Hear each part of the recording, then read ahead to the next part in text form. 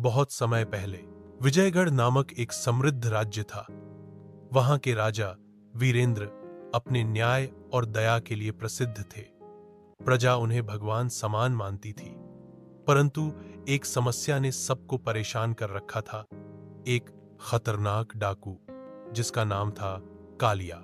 कालिया जंगलों में छिपा रहता और व्यापारियों को लूटता, गांवों में आग लगाता। सिपाही उसे पकड़ने में बार बार असफल हो रहे थे।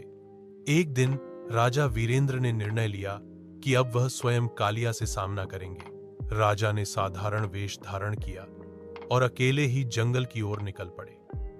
कई दिन की तलाश के बाद वे एक रात कालिया के गुप्त ठिकाने तक पहुंच गए।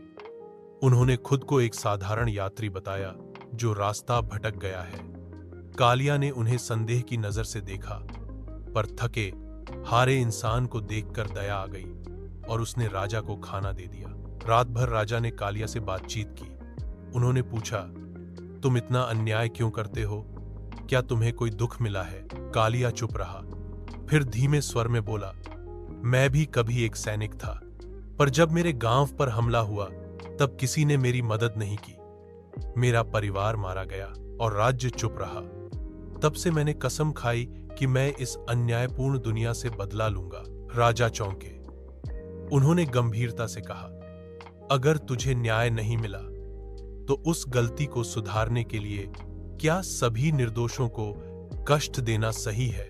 बदले से न्याय नहीं मिलता, सिर्फ और दुख फैलता है। कालिया चुप हो गया। पहली बार किसी ने उसके दर्द को समझा था। अगले दिन राजा ने अपना असली परिचय दिया। कालिया हैरान रह गया और झुककर माफी मांगी। वह तैयार था दंड भुगतने को, पर राजा ने कहा, तू सजा से नहीं, सेवा से प्रायश्चित करेगा। आओ, इस राज्य का रक्षक बनो। कालिया ने यह प्रस्ताव स्वीकार कर लिया। वह जंगलों का रखवाला बना, लुटेरों को खदेड़ने लगा और जरूरतमंदों की मदद करने लगा।